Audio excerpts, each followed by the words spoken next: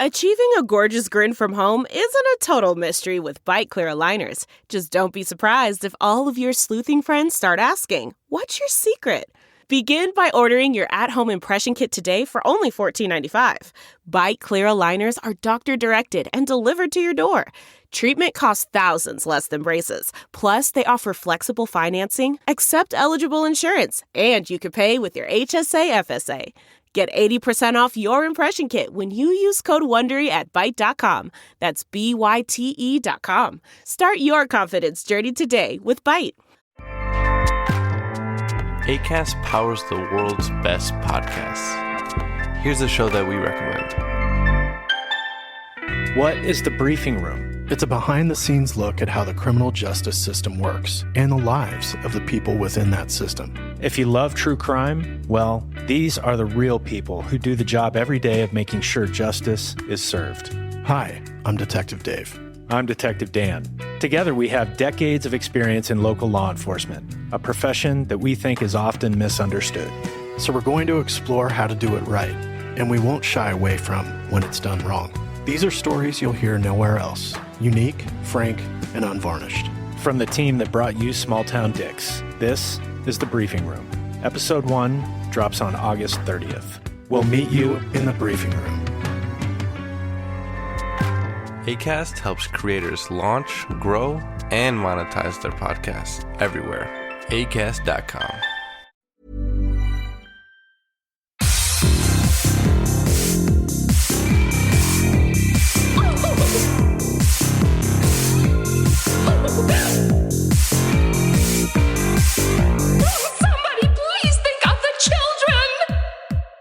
And welcome back to Little Cuts, our weekly mini-sode where we dig into the things that we've been watching recently. I'm Terry. And I'm Mary Beth, and this week we are talking a campy horror sequel, Cannibal Honeymoons, a heart-wrenching movie with a talking door, a book about death and toxic friends, a campy supernatural television series, and Wolfman's Got Nards. Wolfman's Got Nards. We have a lot to cover, but before we do, Mary Beth, we're actually doing a Patreon, and it's starting less than a week from today. It's an exclusive announcement.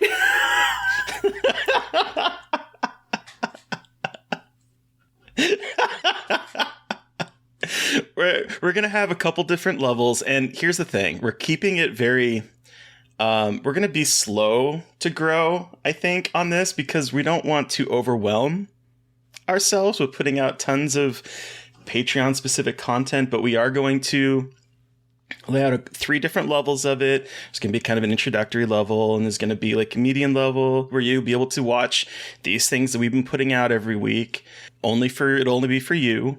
And then we're also doing the top tier level, in which we are going to be covering movies that terrified us as adults, just the 2 of us for now. For now, yeah! I'm super excited that we're doing this, and to talk. I'm very excited to talk about the things that have scared us as adults. I know they've talked about it so much, so it'll be cool to have those extra episodes. And so if you guys have been excited about us getting a Patreon, maybe we've talked about it a little bit. If you've liked any of our episodes, if you like listening to us, please consider supporting our Patreon now. Please.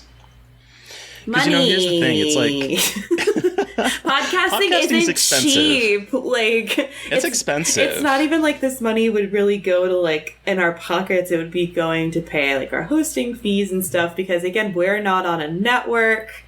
It's just the 2 of us. We love doing this, and it'll just be nice to have a little extra padding of us not having to pay out of pocket for some of those stuff. And who knows one day, but I think right now we just want to get a little extra something. Well, and we've been talking about it for a long time, but yeah. we're honestly just sort of like, I don't know. I don't want us to get into a situation where we're just like constantly putting out a whole bunch of episodes and, wearing ourselves to the bone. But then also people kept asking us, is there a way we can support you with Patreon and stuff? So we're going to test those waters. So this will actually be the last video episode that you will see for free on for Little Cuts. That's going to be moved to one of our Patreon feeds. We were testing out the waters and getting all the kinks worked out. So that'll be one of the things. So if you like watching our pretty faces or watch me try to make ideas of what a predator's penis looks like, or see the cats doing whatever weird bullshit they're doing behind me, whatever cool hats we're wearing. Yeah. Wearing my Gone Squatching hat. So yeah, consider.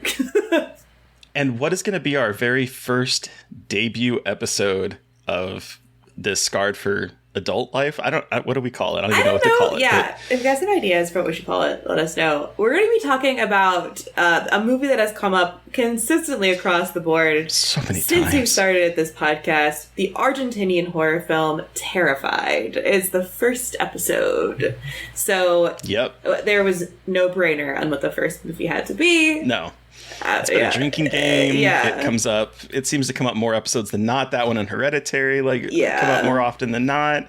It seemed like the perfect episode to start off on. So if you want to listen to that, our Patreon will start, I guess, on the 1st. And then we're doing those episodes, did we say, once a month? I can't. Once a month. Mm-hmm. So those will be once a month. All right. So that aside, let's talk about a campy sequel. Yay. Okay. So last weekend I was in Miami for the incredible genre film festival Popcorn Frights. This is the first summer I've been traveling for festivals ever. So it's been really cool to go to some of these bigger fests and smaller fests, and Popcorn Frights is a smaller one, but it was so much fun. And there were a lot of titles there that I actually had really never heard of or hadn't seen before, which is always exciting because I feel like we're getting to that time of the year where either new things are coming out in October or it's the same stuff. So I was really excited for this festival. I watched, I think, like 10 or 12 movies over the course of a couple days. My eyes hurt, but it was so much fun. It's like, that's a lot. I know. So all the movies I'm talking about today are from that festival. So this first one is The Barn Part 2 by Justin Siemens. So this, and I was not going to initially see this movie because I wasn't sure if it was like The Barn Part 2 as like a joke title, you know what? Because we like the third Sunday in October stuff, but it is in fact a sequel to The Barn, and I hadn't seen that, so I thought, I'm not gonna go. We went to a festival party, but they were like, the festival organizers like, you have to see this. Like, I promise you, it's gonna be so much fun. You have a little bit of a buzz on. Like, we had been drinking. Like, you should go see it. So a bunch of us had it over. We're like, all right, fine, fuck it, we'll try it. Best decision we made the whole weekend to go watch this movie. Yeah. So The Barn Part 2 follows after the events of The Barn, which basically is some teenagers. One of them survives after these like crazy monsters attack, and this is like a year later. And a sorority is building a haunt for a fundraiser because they can't have one on campus anymore because of a lap dance incident. So they go to this barn, and in this barn is where these creatures come from this well of this barn. And they have the haunt there. These creatures come to life and massacre. There's like over 60 kills in this movie. It's incredible. It's crazy. Holy shit. So it's a movie that has no right to be as good as it is, and I mean that in a positive way. I mean, but it is like a pitch perfect capturing campy 80s horror aesthetics and sensibilities, but putting a ton of love into it and putting the love of practical effects into it, because it's kind of cheesy with some of the line delivery, but it's supposed to be. But the monsters in this are so incredibly designed, and this guy did all of this in his backyard.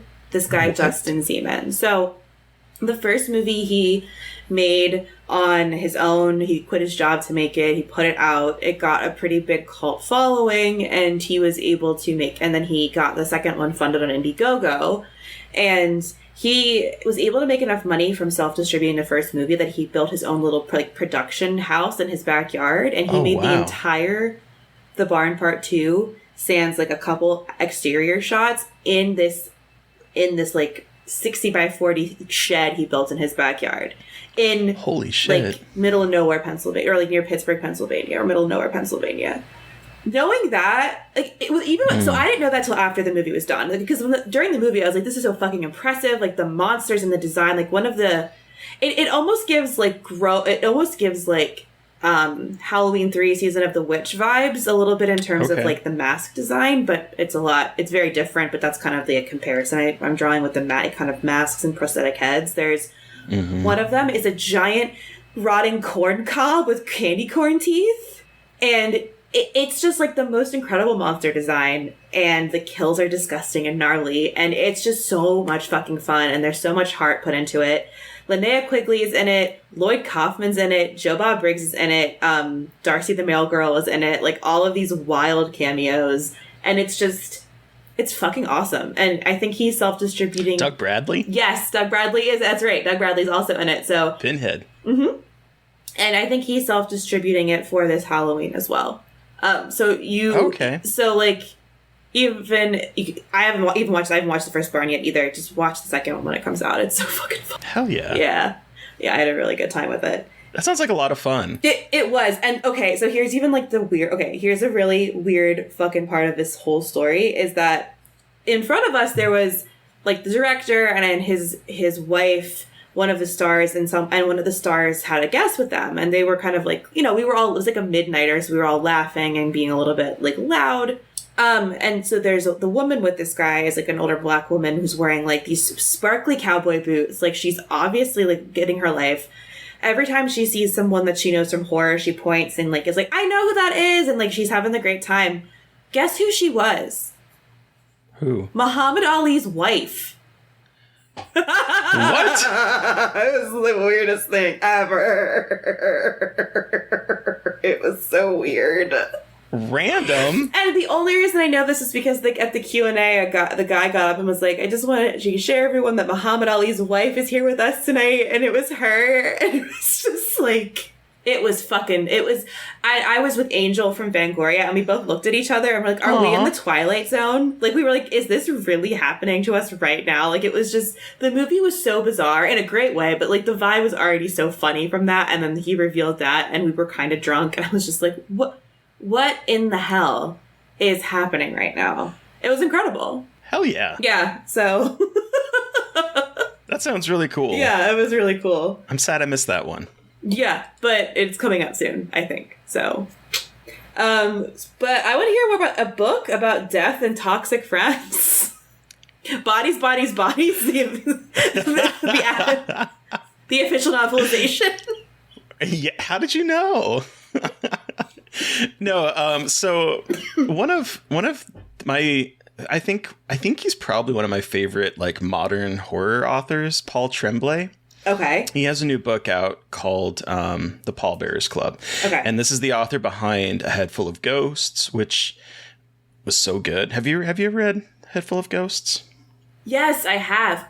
I think I need to reread it because I didn't dislike it, but I wasn't as like into it as a lot of people were. Okay. I loved it. And then his one of his other books, The Cabin at the End of the World, is being turned into The Knock at the Cabin, I think is what's called. Oh, that's M. Night right. Shyamalan's new movie. Oh, that's right. Oh my God, I totally forgot that was happening. And so The Pallbearers Club is his latest novel. It just came out, and it takes place throughout. I listened to this book, and I honestly think an audiobook is the best way to listen to this because of the conceit of this book. So it's a memoir, quote unquote, written by Art Barbara, so it follows him in high school as a sort of like, he's socially awkward, very, thin, acne, his back is bent by scoliosis. Following him in high school when he is looking to create clubs that will look good on resumes. And so he creates the Pallbearers Club, which is going to be this group of people that go to funeral homes and act as pallbearers for people who don't have family. And so he sets up this club, and then he sends out flyers all over the place. And one person named Mercy, or that he calls Mercy, because he makes a comment about how he's changing all these names. She shows up. They sort of make a kind of a friendship. She's like this badass punk that kind of introduces him to like punk music from the 80s and dresses, so fashionably and just sort of like has that kind of cool girl punk aesthetic. And he is instantly drawn to her. And it follows their tumultuous friendship over the course of 30 odd years, I think, maybe more, as they come in and out of each other's lives. But he also starts to think that maybe she's a vampire. Oh. And the conceit of this is that you're reading a book that he wrote, but she is also adding notes to it. Whoa. Wait, how does that read in an audiobook then? Very well, because you have two narrators and he starts talking. She'll do a little interjection. And I'm curious to see if it was written on paper, if there's like lines written on the paper or whatever, but she'll do an interjection. And then a lot of times he'll be done with his chapter. And then she critiques the chapter in terms of like, is this a memoir? Is this because she kind of has this wry personality of like, you're writing about me and you're calling me a vampire, dude? Really? And so it goes back and forth between the two of them as she is like reading the memoir, and then we're reading her thoughts on the memoir as well as him. What? And it has a wild structure, and it is actually very moving depiction of, again, toxic friendship, mental health, possibly vampires. It's really good. It's really good. And I really recommend, especially if you subscribe to Audible or whatever, to use it as one of your credits, because the voice actress that plays Mercy is so good. There's this one part where like he freaks out in her room, in her like apartment, and he like leaves, and it's sort of from his perspective, and then she's talking and she's like, well, what you really need to do is, if this is creepy, and then her voice would get low and she would just like talk in like this very like it gave me goosebumps just listening to her talk. It's so good. So I highly recommend this book, particularly if you're going to listen to it. It's so good. Okay. Yeah. Wow. I wasn't totally sold on it, but now I very much am sold on it. It's really good. Okay. I really enjoyed it. Ooh, I want to see how that's written. I'm curious. Like. Yeah. I'm curious, but yeah, it was a great listen. It's one of those books that like made me look forward to my commute to work and back, because I was like, cool. ooh, I can listen to this book. And that's the only time you'd listen to it, during your commute. Mm-hmm. Yeah, I find it's the only time I can really listen to things, because my mind wanders. Okay. Or like I feel like I need to have some kind of visual stimuli, so I need to be doing something a lot of times. But yeah. So what's this Cannibal Honeymoons? Okay, so this is obviously another Popcorn Frights film. This is it's called Do Not Disturb, and so this is a film that is basically, I mean, when it comes down to it, it is very much quite literally a toxic relationship will eat you alive kind of scenario here. Okay. So, a couple that have just gotten married are going to Miami on their honeymoon, and like from the get-go, like they do not seem happy to be married. Like they are spending their honeymoon in the off season in Miami and in a kind of a seedy adults only hotel that is, relatively cheap because they don't have a lot of money. And the resentment between the two of them is incredibly palpable. Like they are the most speaking of toxic friends, this is the most toxic couple I think I've seen in horror in a while. I mean, think Danny and Christian from Midsommar like turned up to 11 kind of scenario. Okay. Like if they got married and then got pregnant and had a miscarriage and were trying to deal with that kind of situation. Ooh, okay. Yeah. So what this movie does well, I think, is have both of them be toxic. And I think that's what I like a lot about it, is they're both very toxic people, and you're a little bit more on her side because he is an asshole, but like they're not, neither of them are great people. But so they're trying to they're talking through their shit, and they go to the beach, and this guy out of nowhere appears and was just like having a breakdown, throws a bunch of peyote at their feet, and then walks straight into the ocean and disappears. Oh, okay. And so because, movies and also irresponsible idiot man, takes the peyote with the intention to sell it. Then they actually end up taking the peyote. And lo and behold, the peyote makes you really horny and really hungry for human flesh. So basically, they do a bunch of drugs that turn them into sex-crazed cannibals. And then it all kind of takes place in a hotel room as they piece things together and everything goes to shit. And it is funnier than it should be. It is so gross. And there's a moment in it that had me fucking cheering because it was absolutely incredible. I was cheering while a grown man behind me said, "What the fuck?" very loudly. 'Twas incredible. Okay. And in watching it, it doesn't really get bloody until about halfway through. And a lot of what he's setting up, the director John Ainsley is setting up, is he's making a relationship drama, and then turning it up to 11 with cannibalism. So a lot of it is you watching this just absolutely fucked dynamic between the two of them, and then once it starts getting bloody, you're like, oh, thank God! They're finally I don't know, getting what they deserve kind of situation. It's wild. It's wild. There's that one point a man is cradling an arm crying, and it is both the funniest and most fucked up thing, and it's incredible. It's incredible. This sounds like my kind of humor. Yeah, exactly. It's so grossly funny. It's, wow, incredible. I am so sad that I missed these movies. So yeah, that was really fun. That was a world premiere, and that one doesn't have distribution yet, but hopefully it will soon because it is good. Very much a good. Yeah. It's very, and it's gonna. I keep comparing it to Midsommar because it's got that vibe of well, she's also toxic, but good for her kind of scenario. Where yeah, she kind of sucks too, but he really sucks, and this is incredible. It's that kind of movie. So, but also a campy supernatural TV series. Tell me more about this. So, I finally watched Los Espookys. I need to watch Los Espookys. Oh my God, Mary Beth, it's so good. I've heard such good things. The first season premiered in 2019, 3 years ago, and season 2 is finally coming out in September. I've seen both seasons. I can't talk about season 2 yet. I'll talk about it later. So that should tell you that I enjoyed it. But you didn't hear that from me. But so Los Espookys is it's a show on HBO, thankfully on HBO and not HBO Max, because I think it has a better chance of being renewed because it's an HBO show.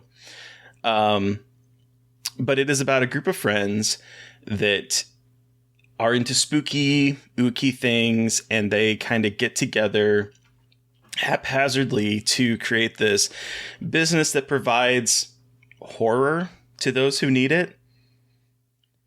So the first episode, they end up getting roped in by this priest that is not as popular as his younger father, fellow priest father, not his father, but fellow priest father.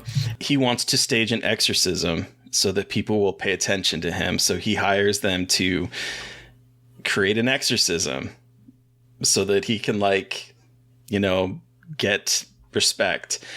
And so they do that, and it sort of launches this career where they're trying to go out there and they get customers to do various spooky things. And the set design that they do is so incredibly ridiculously cheesy, and everyone yet believes everything that happens. And it's so fantastic. Meanwhile, there's this actual supernatural side story that's going on where one of the friends, his name is Andres. He is the first line out of his mouth pretty much is I have to tell you something. When I was just a baby, I was left on the steps of an orphanage, and my parents found me, and then the priest said that I have a darkness in me, and he tells us that two people, he just has this random weird ass backstory.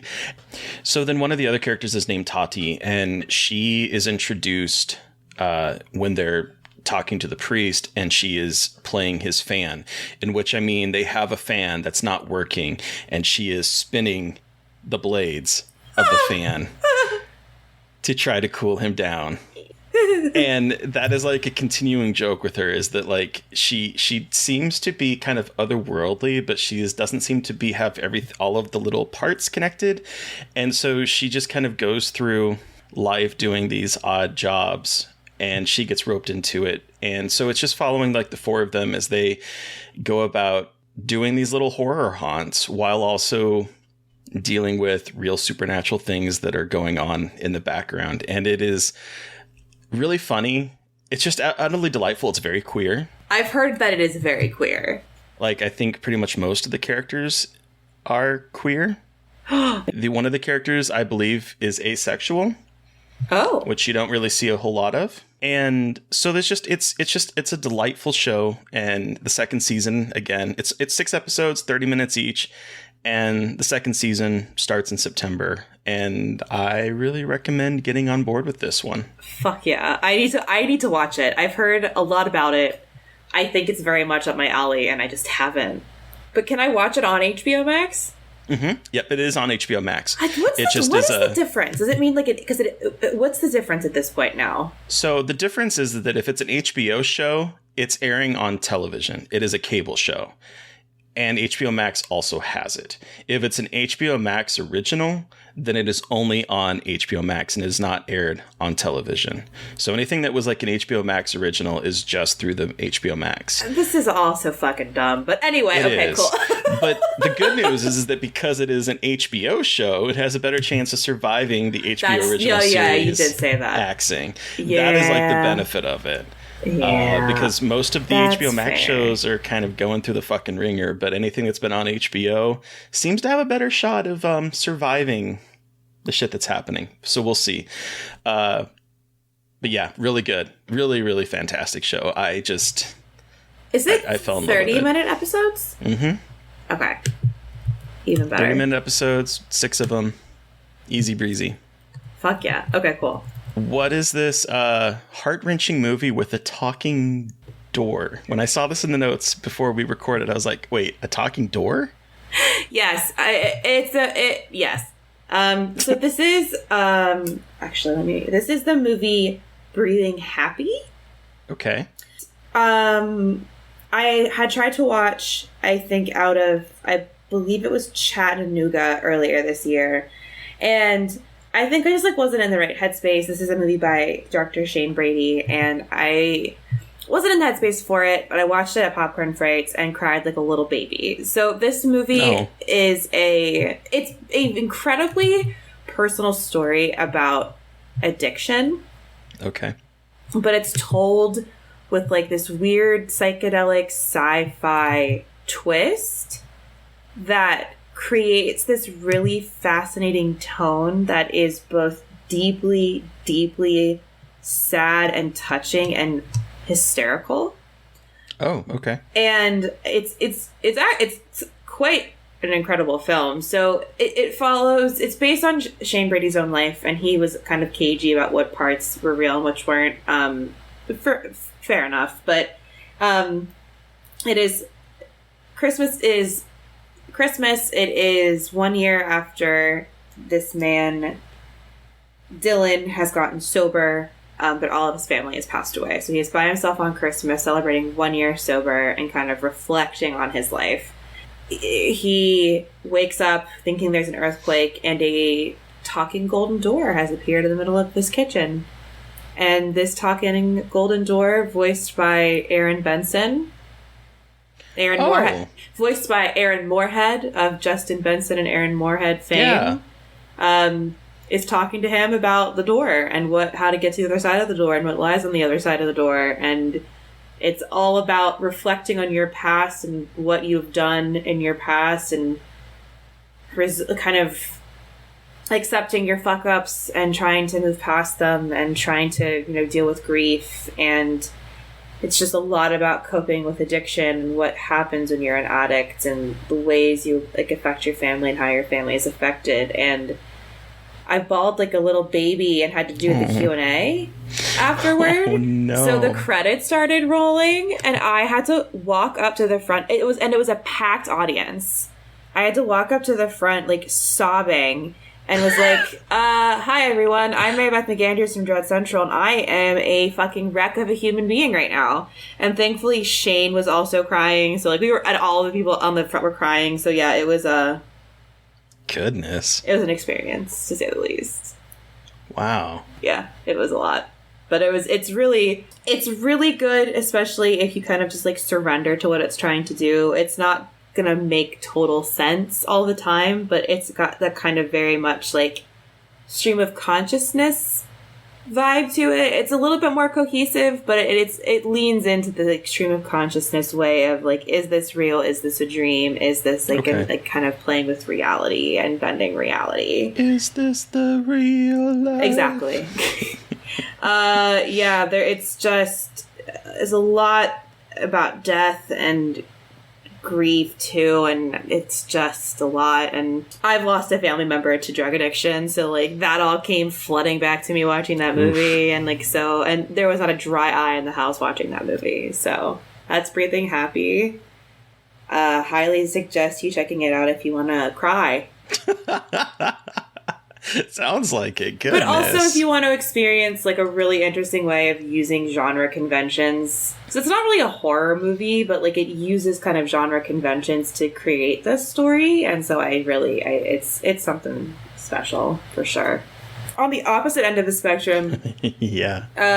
What horror comedy did we watch this week? Okay, so we took it to 1987 with The Monster Squad, a movie that I grew up watching repeatedly as a kid, and I have so many fond memories of watching. And then I tried watching it a few years ago, and I just wasn't in the headspace. And I mean, we'll dig into it, but you know, it has like a great first impression, and then it has a not so great first impression. Yes. And then it kind of gets past that for the most part, and it's fine. But I did not realize when I tried watching this maybe 5 or 6 years ago how many homophobic slurs there are in the beginning of this fucking movie. Jesus, I was just like, I knew you had warned me about it, but it was just like right off the bat, I was like, good lord, damn. They're calling the teacher a homo. They're calling the overweight kid, well, they're calling him Fat Kid, which is another thing that bothered me and continues throughout the entire movie, that even his so-called friends just keep referring to him as Fat Kid. Really bothered me.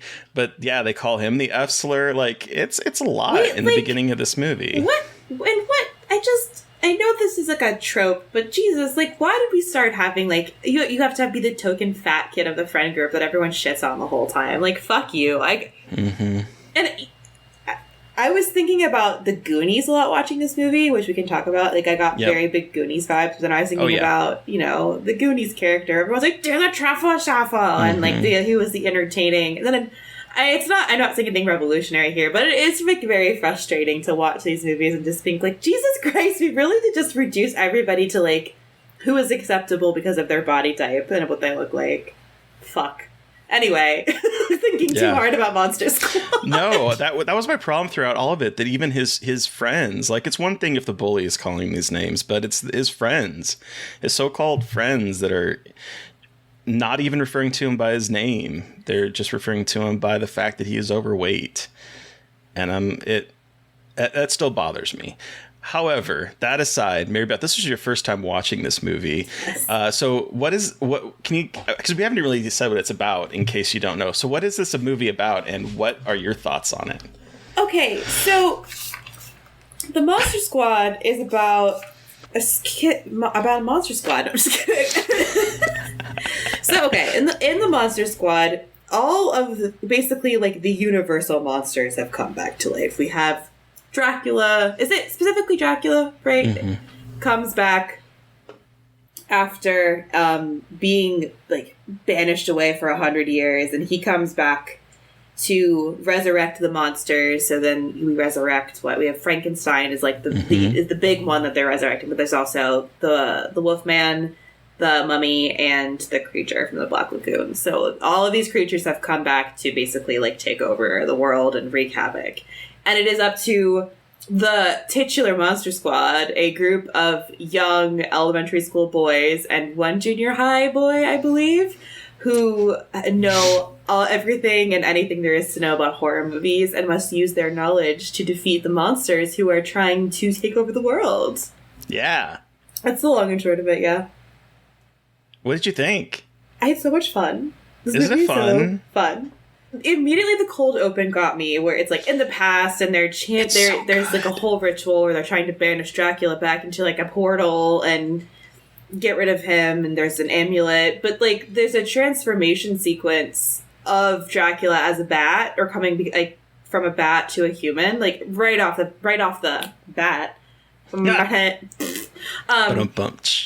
Is this incredible? And as soon as I saw that, I'm like, oh, I'm in for a treat. This is going to be a practical effects treat. Like, regardless of everything else, I'm very excited. And it is...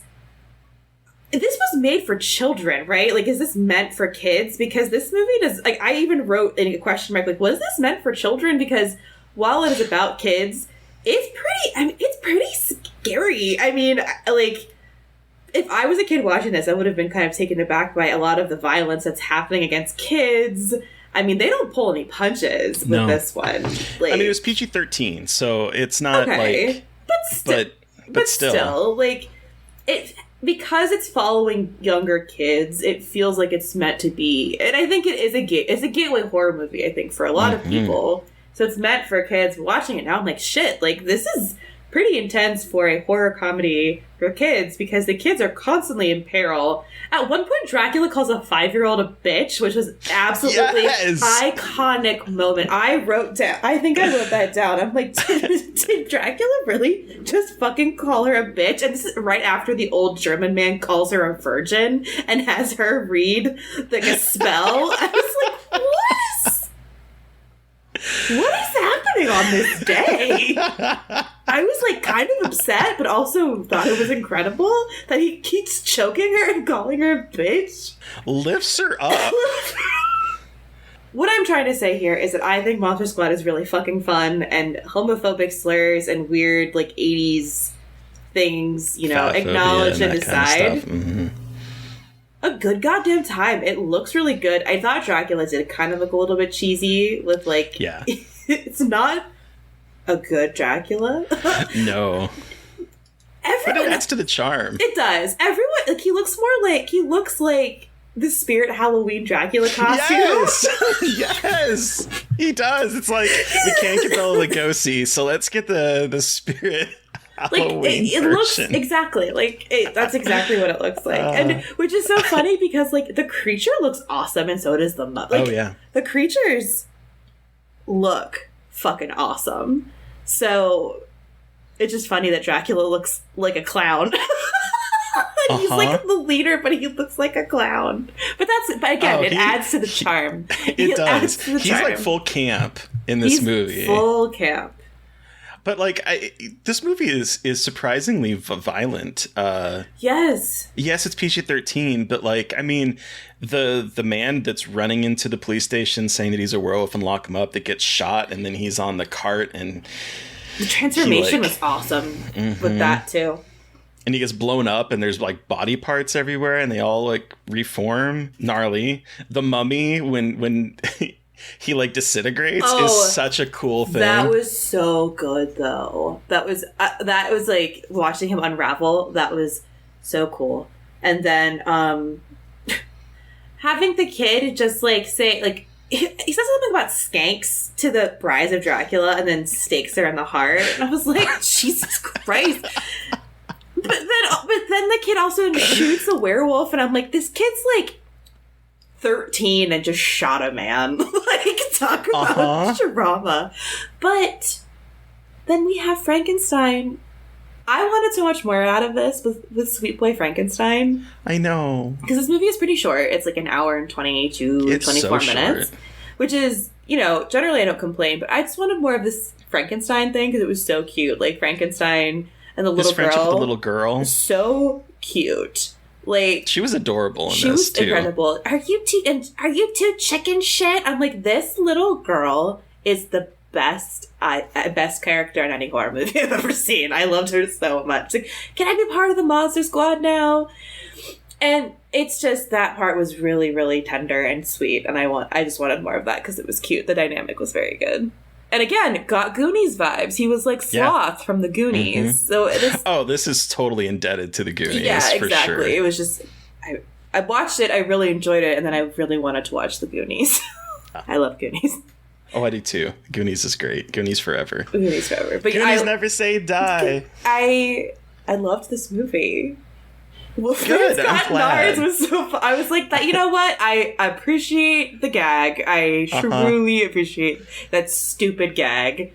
Sometimes a nut joke is just a good nut joke, you know? Yeah. That's the title of the episode. Sometimes a good nut joke is a good nut joke. I'm glad you enjoyed it though, because like I said, I had not seen this since I was a kid, and I watched a whole lot of it. And I tried to watch it a few years ago, and I got to the homophobic part. I just was not in the headspace. Like, no, exiting out of this. But rewatching it now, minus that like 10-minute section, it still holds up, and I think the effects still look really good for what it was at the time. Yeah. I love the Hammer horror aesthetics of this entire movie. It's like Hammer horror gets dropped into Americana. It's the awesome. score by Bruce Broughton is iconic. I think I wrote almost that exact same thing in my notes about how the score is like so incredibly cinematic and feels like this like big horror movie. It felt like almost like Spielberg a little bit. I got like Spielberg-y, like kids doing something crazy cool vibes. It was cool. Oh, I also wanted to acknowledge the fact that I love his dad, who is the cop, who's like, "What you guys doing tonight?" He's like, "Marriage counseling." Yeah. Like, but then their whole cute exchange about, he's like, "It's only a movie," and the kids, "It's too late if I see it the next day. My friends will have told me the whole story." And I was like, "Remember the days?" And that's also still relevant today, where it's like, you don't watch the movie right when it's released, everyone's gonna ruin it for you. So I just liked that little moment. It was just very funny about like these kids as horror fans and seeing them as little horror fans. It's just very sweet. So wanted to be able to have like a house where I could sit on the roof and look at a drive-in movie theater. Right? I saw that and was like, wait, that's the best. I want that. I just wanted to be able to sit. I wanted to be able to sit on my roof and smoke weed when I was a teenager. But if I tried to do that, one, we were on a busy street and it would be the most unsettled thing in the world, and two, my ass would have fallen off the roof like in 2 seconds. There's just no way. Also, with the Goonies connection, the actress that played Mrs. Walsh is in this too. She plays the mom.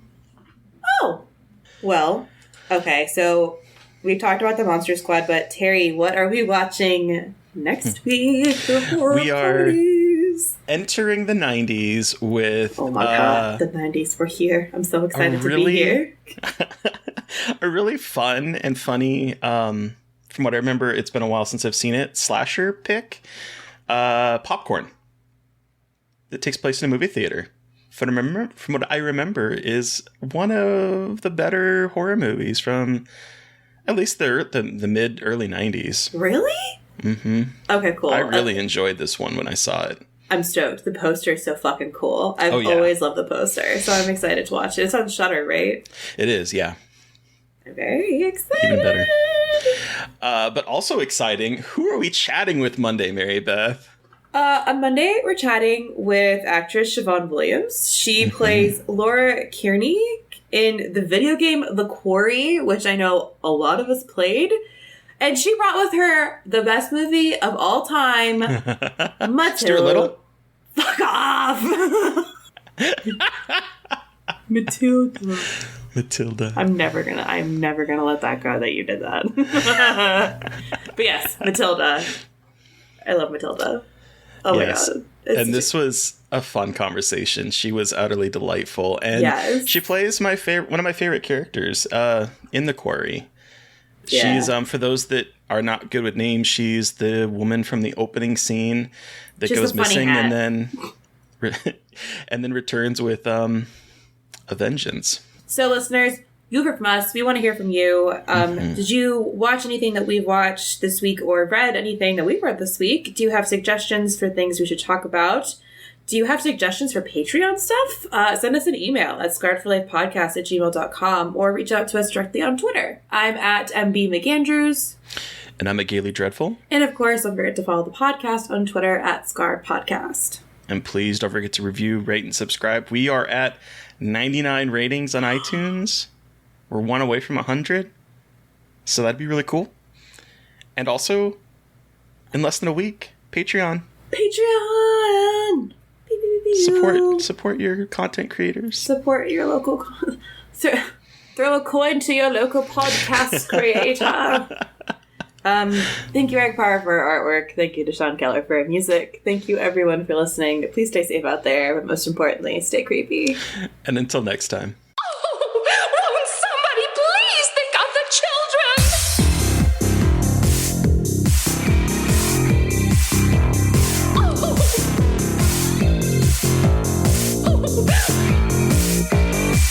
Won't somebody please think of the children?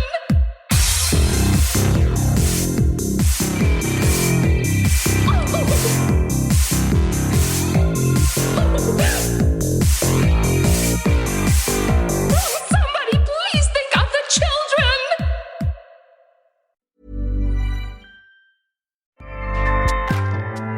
Acast powers the world's best podcasts. Here's a show that we recommend.